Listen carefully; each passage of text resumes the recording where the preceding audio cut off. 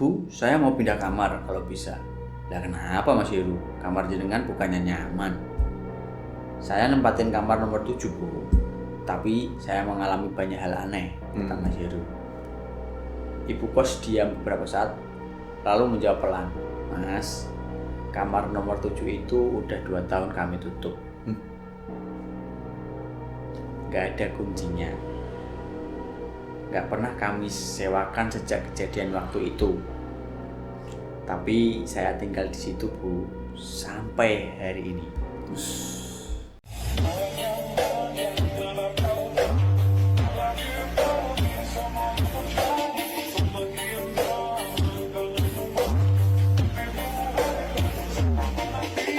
Selamat datang di podcast Pasar Momo.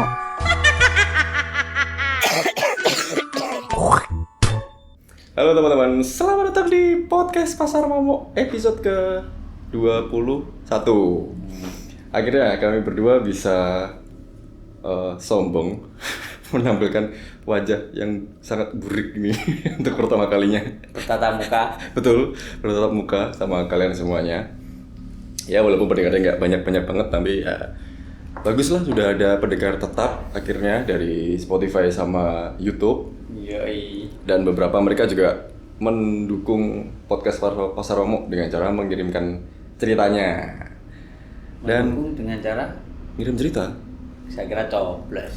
Gak dong, gak ngomongin politik lah. Ya, Aduh, ini sorry ya teman-teman kalau dengar suara aneh-aneh. Karena ya kami berdua lagi ada di pasar. benar. Kondisinya kayak gini. Ada pasar. Jadi kalau dilihat ini, ya ini salah satu ruko di pasar. Betul. Depan ini pasar, kemudian di belakang sana ada jalan. Jadi kalau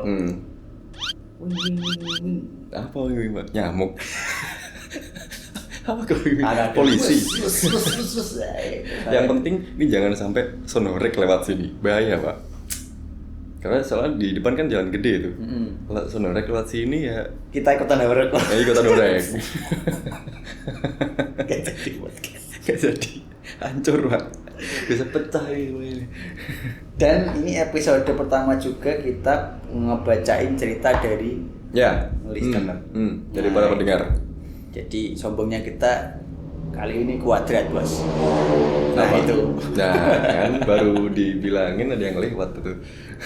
sombongnya kita kuadrat, pertama karena kita tampilkan wajah. Yang kedua kita baru kali ini episode pertama ini bacain cerita Orang kiriman. Nah, langsung dapat kiriman ya ini. Ya semoga kami berdua sehat.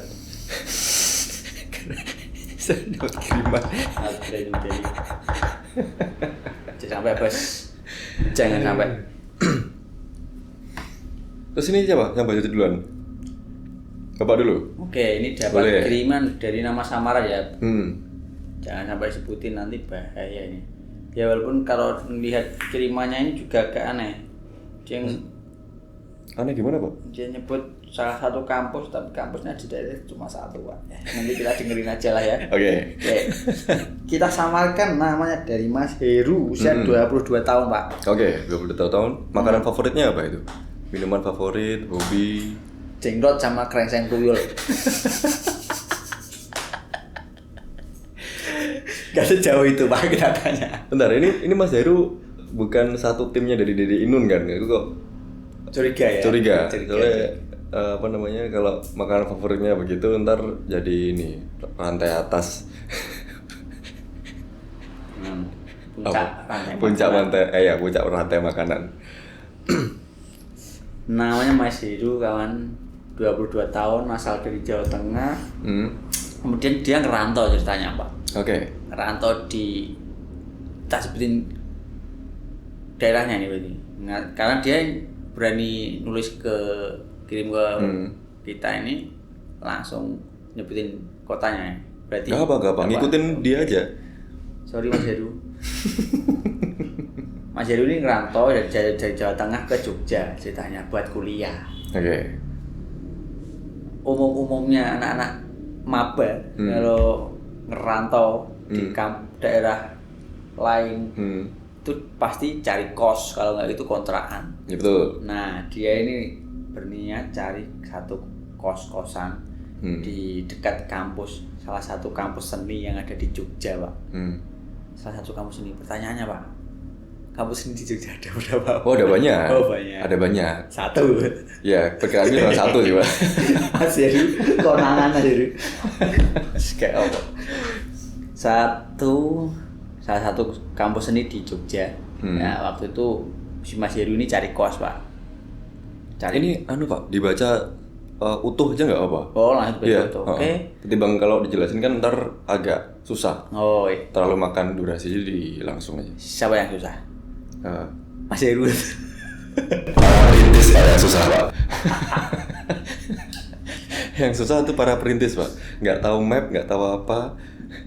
Tapi itu asik katanya. Asik. Katanya asik. Belum ngerasain anak kecil itu berkelahi dengan waktu. Dengan netizen, Pak, bukan waktu, Pak. Waktu mah gampang. Bapak itu bisa beli waktu masalahnya. Oh iya. Bisa beli waktu. Beli MK nggak? Hah?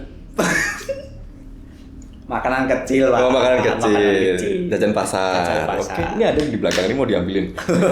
Jajan pasar banyak. Di dalam banyak.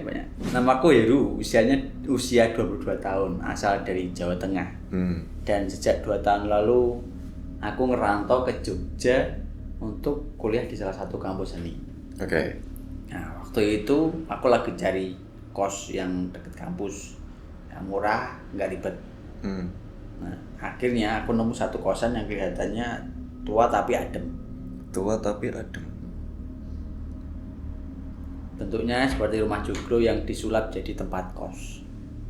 Oke. Itu berarti sulap apa itu? Bukan sulap.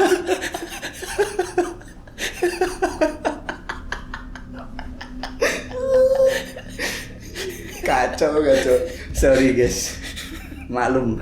Nah, posisi si rumah joglo ini posisinya agak di dalam gang, tenang, nggak jauh dari jalan besar.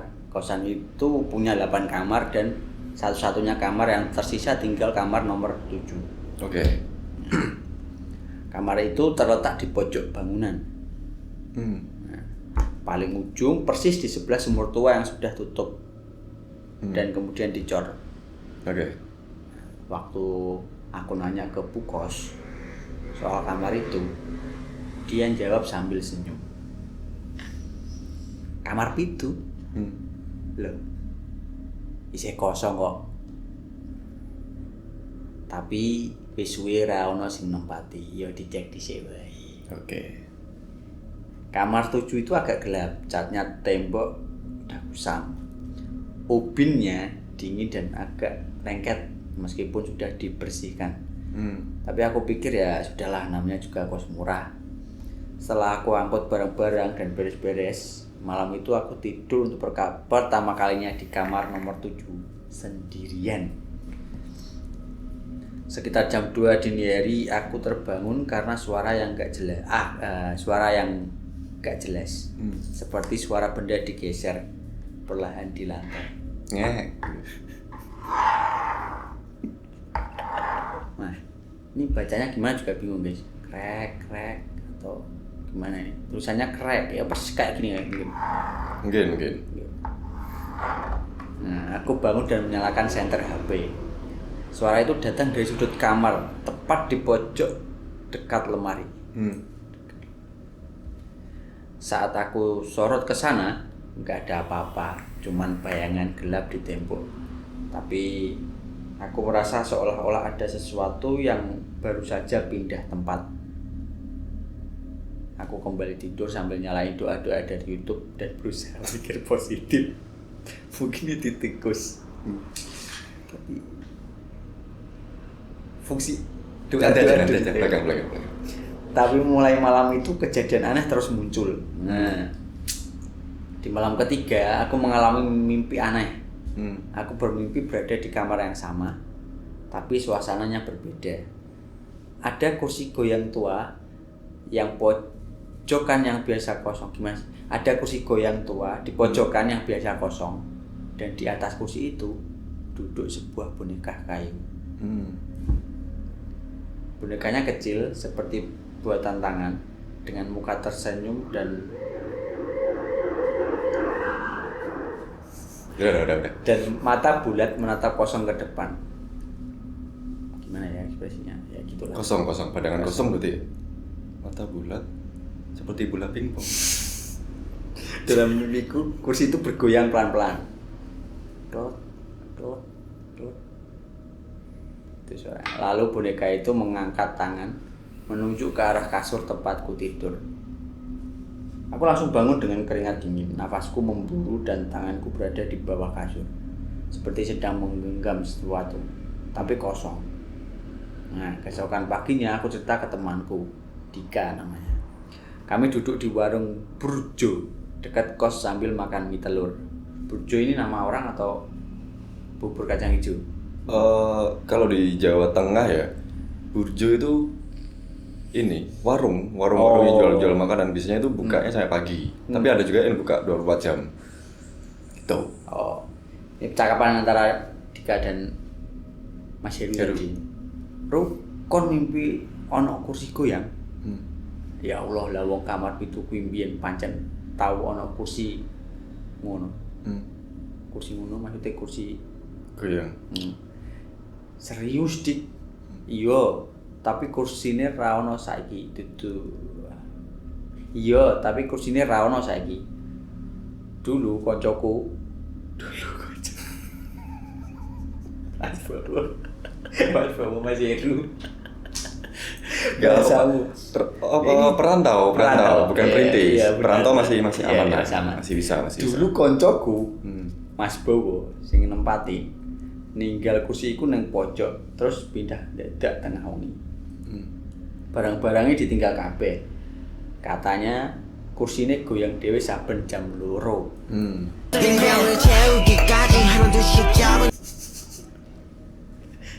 Aku nelen ludah. Nah, terus saiki kursine ndi? Nah, ditakoni balik. Ora ngerti wis ra ono. Tapi ning kowe ngimpi kursi ku ya enek. Aja dituruti, aja ditanggepi. Oke. Aku diem, tapi malam itu aku mimpi lagi dan kali ini kursi itu nggak cuma goyang. Boneka yang di atasnya tadi berdiri. Ngeri. Malam kelima, ini udah malam kelima. Aku putuskan buat tidur sambil nyalain lampu dan muter suara murotal dari HP. Tapi sekitar jam 1.40 pagi suara itu mendadak mati. HP ku ngeblank. Lalu terdengar suara ketukan dari arah jendela. Padahal jendela itu menghadap tembok tetangga. Gak mungkin ada orang lewat. Nah, aku mencoba diam lalu.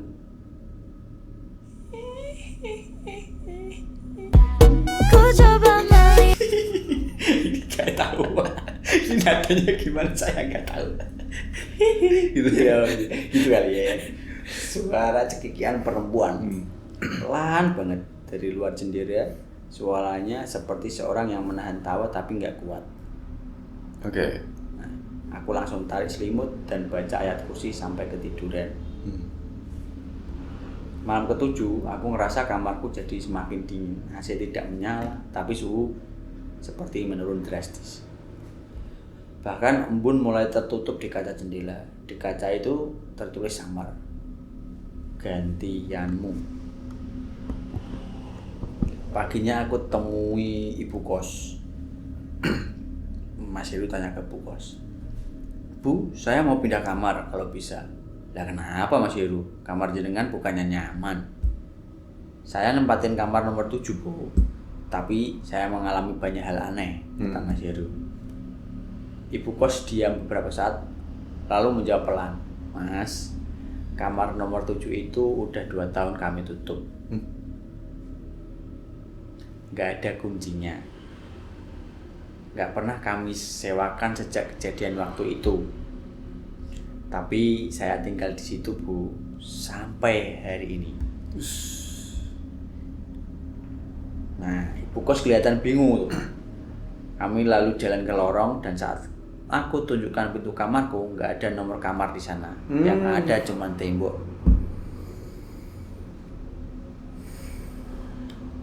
Nah itu anak itu. Dika lalu ngajakku ketemu kenalan ayahnya, seorang tukang kayu tua bernama Pak Parto. Orangnya pendiam, tinggal tak jauh dari wilayah kampus. Saat aku cerita semuanya ke Pak Parto nya cuma ngelus dada. Dadanya Mas Heru. Dada tetangganya Pak. Jadi orang lewat, Pak Parto, mas, ini bentar. Kenapa? Dilus dada tetangganya. Aduh. Ya, emang orang Sri Mulat ya jangan. Penting kayak gini. Pernah dulu Pak Parto itu yang itu. Benerin ini kan, benerin loteng. Itu maksudnya dia bawa bor, itu kan ada plafon yang rusak terus dibor sama dia. Dar.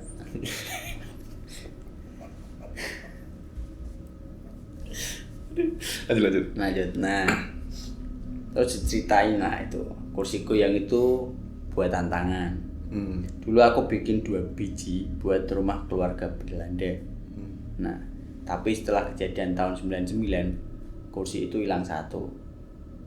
Kejadian apa Pak? Itu tanyanya. Waktu itu anak bungsu dari keluarga yang tinggal di sana katanya kerasukan. Duduk di kursi itu sambil nyanyi lagu Jawa lawas terus gak bangun-bangun. Pak Parto mendekat lalu berbisik, boneka kayu itu buatan tukang semedi. Fungsinya narik penunggu buat tinggal di satu titik. Sekarang bonekanya nggak dikunci, makhluknya kelayapan, kata Pak Parto seperti itu. Aku cuma bisa manggut-manggut. Muka Dika juga pucat. Akhirnya aku putuskan pindah. Tapi sebelum keluar dari kamar itu, aku bersih-bersih. Pas buka kolong meja, aku nemu dus bekas mie instan. Isinya speaker bluetooth kecil, proyektor mini, kertas bertuliskan selamat datang di Prank Wars Kos Blok B. Target minggu ini Heru.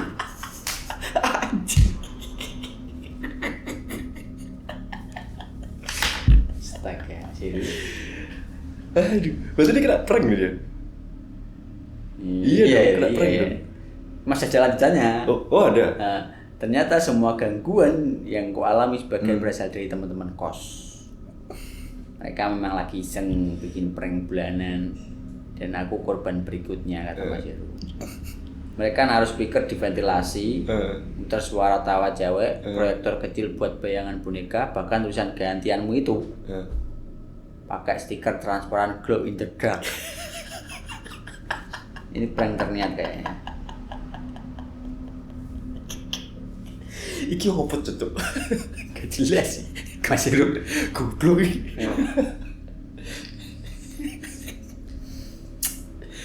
Aduh. Ini niat banget ya.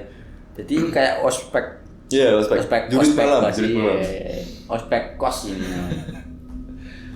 Aduh, niat banget ini senior kos ini ada. Nah, masih ada? Masih. Oh. Tapi ternyata Pak, pas aku bawa Dika masuk kamar buat bantu beresin yang tadi itu, dia langsung berhenti di depan pintu. Boneka sing tak gawe prank mung siji. Loh. Tapi kuwi ono 3. Loh. Wah, iki. Horor nih iki. Di dalam kamar benar ada 3 boneka identik. Satunya duduk di kursi goyang yang baru muncul malam itu. Padahal semua properti prank itu dibawa keluar minggu lalu.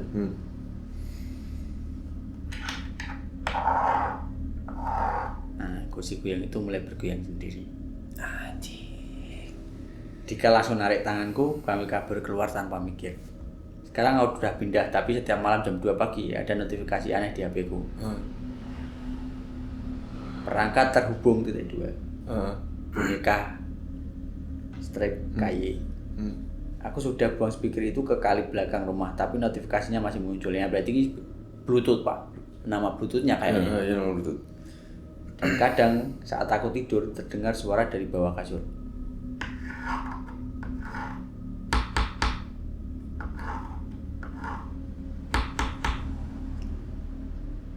Bakso. Bukan. Saya sudah tahu artinya ini kemana sebenarnya. Tapi masih diterusin sama dia.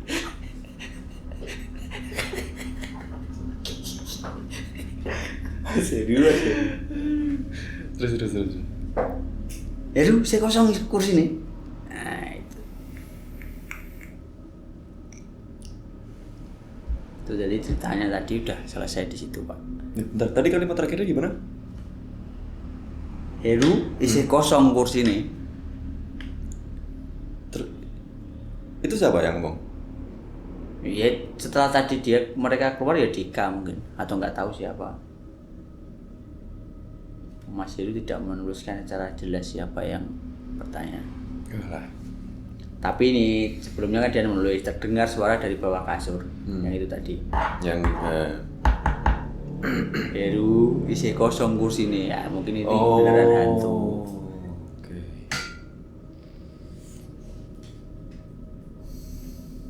Udah habis tuh. Udah habis Pak. Mas Heru. Dari tamu kok maga. Dimite yang dine Mas Heru. Aduh, bentar Pak, ngomong coba review.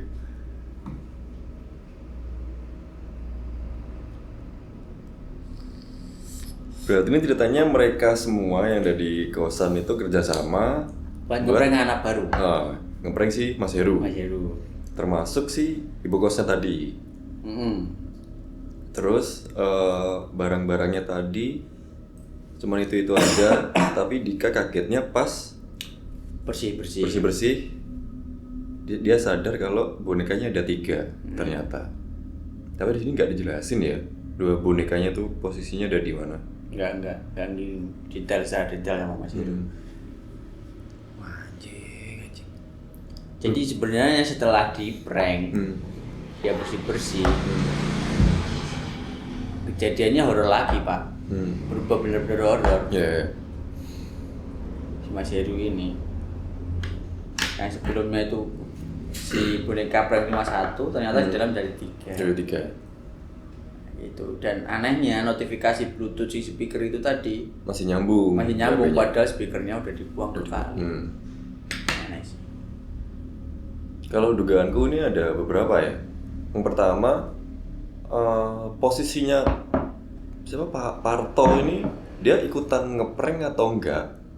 Terus kedua ini kalau ngomong masalah Bluetooth yang speaker Bluetooth yang dibuang ke sungai tadi, kalau masih nyambung itu berarti kan kemungkinan mungkin ditemu sama orang. Mungkin dia ngelihat si Heru ngelempar belum langsung diambil. Dia dibawa sungai. Ya nggak mungkin Pak.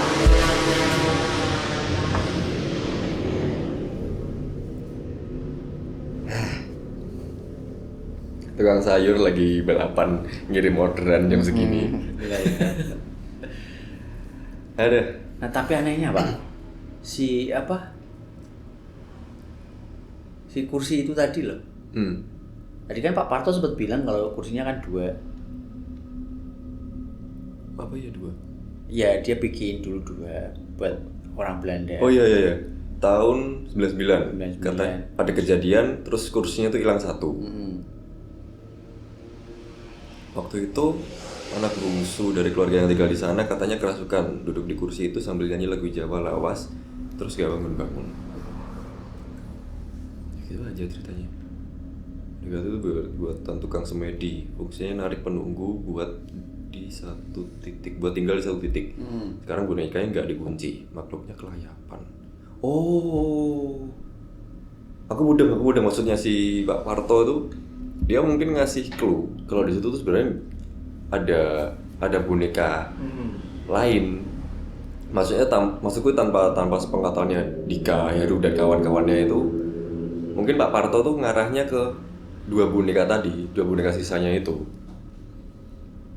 Soalnya tadi di atas ini ini kan si Heru nggak cerita kan masalah apa namanya bonekanya jumlahnya berapa itu. Enggak, cuma 1. Iya kan?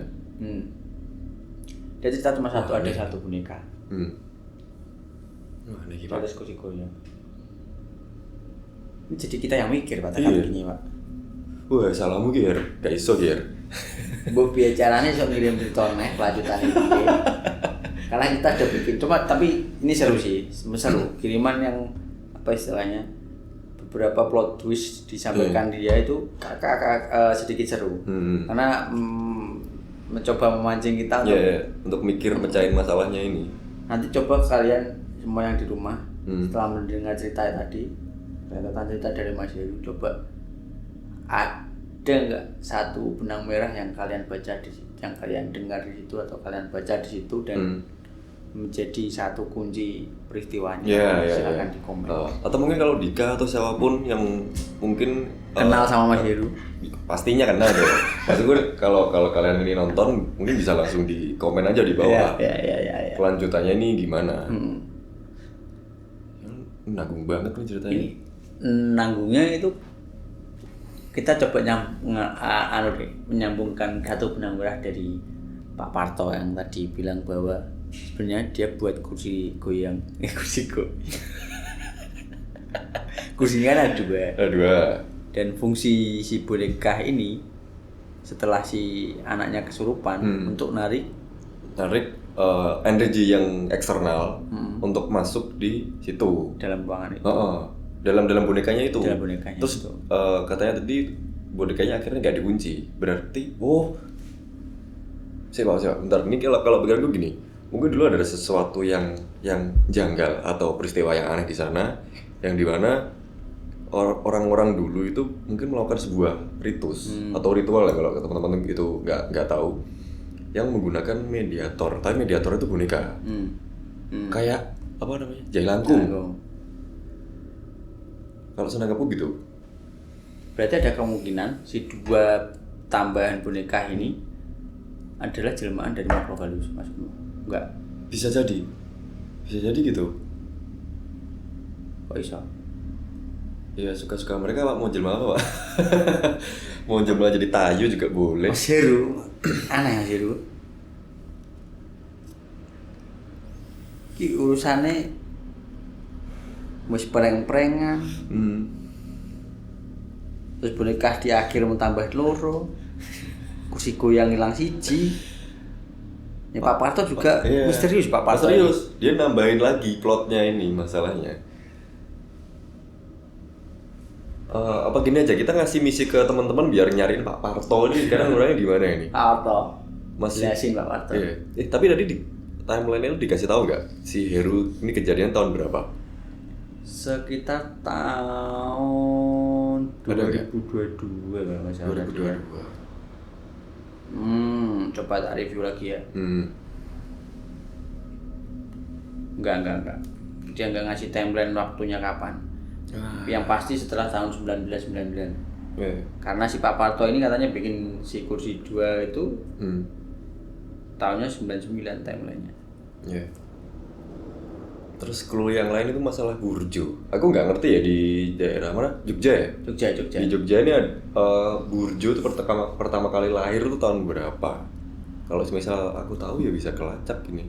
Timeline masalahnya mereka ini tahun berapa? Tapi kita nggak tahu nih.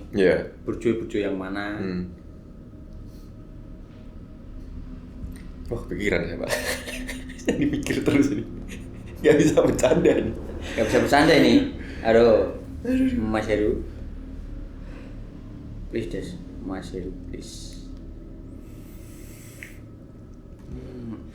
Aduh, baru aja ngebacain hal atau kiriman dari teman-teman kok malah akhirnya kepikiran. Jadinya mumet ini. Ya nggak apa lah, tapi ya kami berdua sangat berterima kasih buat Mas Heru dan teman-temannya udah ngirim cerita di sini. Oh ini kayaknya endingnya ini loh yang tadi setelah Pak Parto, saya coba review ulang nih Pak. Kan setelah ketemu Pak Parto, tadi ternyata kan prank. Boneka kayu itu buatan tukang semedi, fungsinya narik penunggu tinggal di satu titik. Sekarang bonekanya nggak dikunci, makhluknya kelayapan. Kita bisa makan katanya. Akhirnya keputuskan pindah, tapi sebelum ini buatan si Semedi.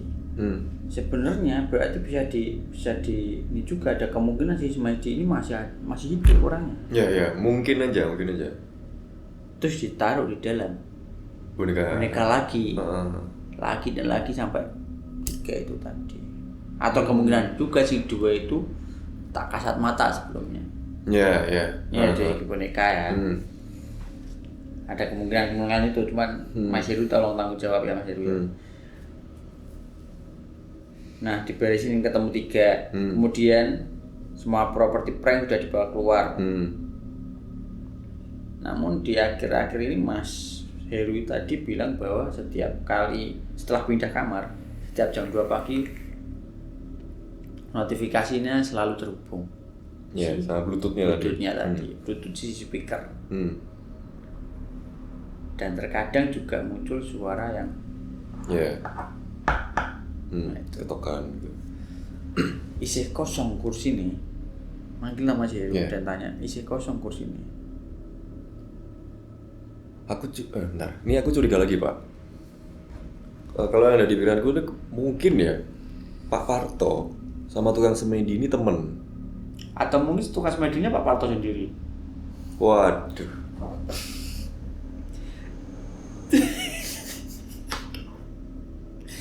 Kan dia yang tahu kursi yang buat dia. Iya. Dia tahu boneka itu apa. Dan tahu kejadian tahun 99 ya.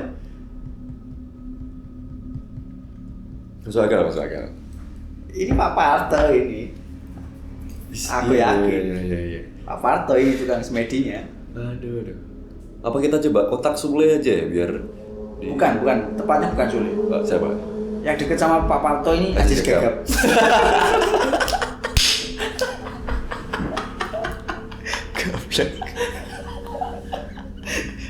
Hai, setidaknya keren.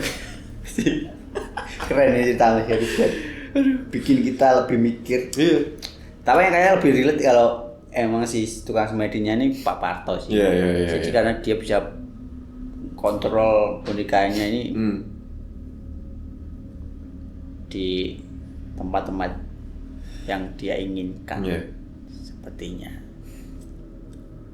Dan menurutku Mas Heru juga keren karena plotnya juga ada plot twist di dalam plot twist. Udah ada plot twist dalam plot twist. Tapi bikin kita agak mikir sedikit, nggak apa-apa, tapi istimewa.